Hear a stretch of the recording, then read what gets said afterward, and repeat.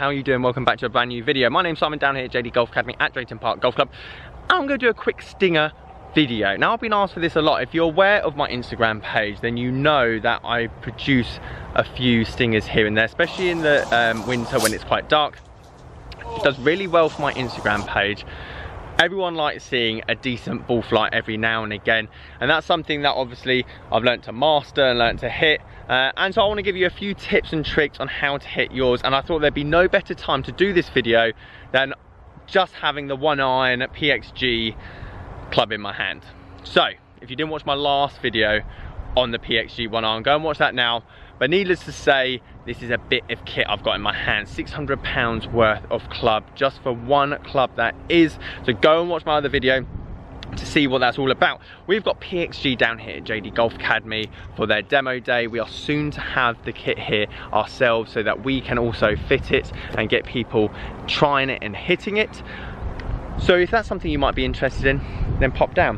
However, stinger video, all right? So basically I'm going to go through you a few tips and tricks on how you can post some of these videos on your Instagram or your social media pages, or possibly for a shot that you might actually play on the golf course. Now, needless to say, I don't think there's many times on the golf course where you would particularly need this low bullet.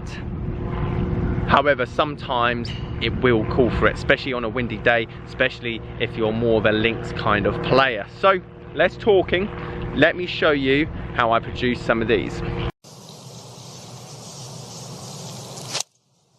go. Oh, that's the baby. Okay, so in terms of hitting a stinger shot, two key factors. Number one, loft at impact, so there's not got to be much of it, because obviously if the club's pointing to the sky, the ball's going to go up towards the sky. So dynamic loft is key. Yes, having a low lofted club is going to help, but if you're one of these people that tend to do this at impact, then unfortunately hitting a stinger is going to be very difficult. So got to learn to hit down on that golf ball. Hands have got to be very much ahead of the golf ball, especially the shots that I hit like off tees, for example, with like a wood. Negative launch, they're going to be coming out like -1, -2 degrees launch, but the spin rate is so high that it allows that ball to then climb. They're kind of like riser golf shots. That being said, to get backspin, we need some club head speed.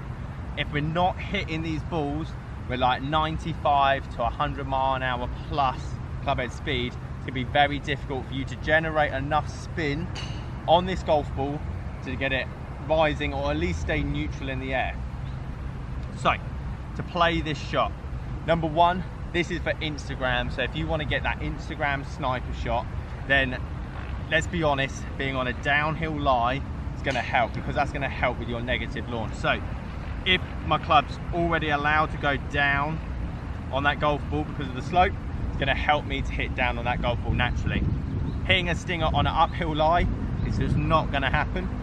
However, if we're just playing in a normal competition, feet either side of the golf ball, don't have it too far forward, but you can play about with it. I find that playing about with it, allowing yourself to get ahead of the golf ball, hands ahead of the golf ball, is always going to be a lot more of a key factor rather than where your feet position are. But just have a play, see how you get on. Once you set up to the golf ball, just have a think of where you want the club to be at impact, all right? So, for example, if I took the club back, my hands are very much ahead of the golf ball, club's going to naturally want to open up, so you can see the way the club's pointing to the right. Having more of a closed grip, closed club head at the start is going to help, and you can see that's why it kind of does well for me, is I'm a strong grip player anyway. Having that club face nice and shut at the start, which you can't necessarily see down the line, but you can see it face on, will mean that when I'm trying to drive my hands forward, that club face is square to the target, which again helps you hit those straighter shots. So once that's all put into practice, that's kind of everything down the line. I'll show you a bit of face on as well, but this is what it should look like in practice. So hands ahead of that golf ball, making sure to keep our weight nice and distributed. Don't want to be too far back, don't want to be this too far away, otherwise club's going to dig into the ground. And making sure that you keep your hands ahead of that golf ball at impact. That was a really good one. I really wish I caught that one on camera down that way. All right, let's do a bit of down the line stuff. Okay, so down the line. Obviously, you want to try and hit when you're trying to hit down on the golf ball, you want to try and make sure that you're keeping your club on a good line, because naturally when we're trying to hit down on a golf ball, we tend to come across it a ball, we hit this kind of weak fade, which, to be honest, especially if I was in competition, I was playing, I wouldn't really mind hitting a squeezy fade into a green, especially when I'm trying to keep it low.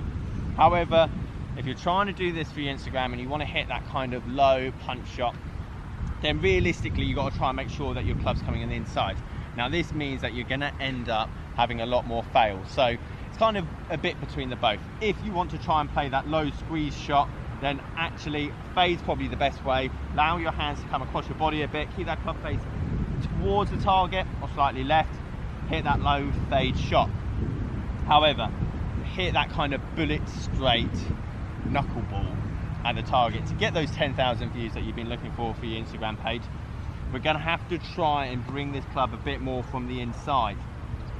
One kind of cheat that I do, especially when I'm trying to make these kind of videos, is actually to split my stance.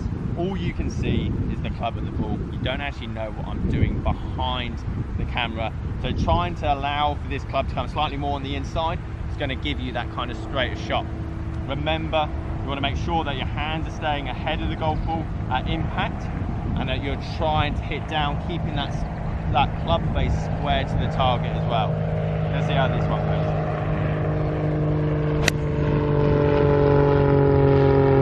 We'll take that, that's not too bad. Right guys, there is my quick stinger tutorial, let's just say, how to do it. I mean, this might be for a purpose that you might want to watch this so that you can use this for your Instagram page, which worked for me, still works for me, to be fair. It's a good way of obviously keeping those keeping your page a bit fresher.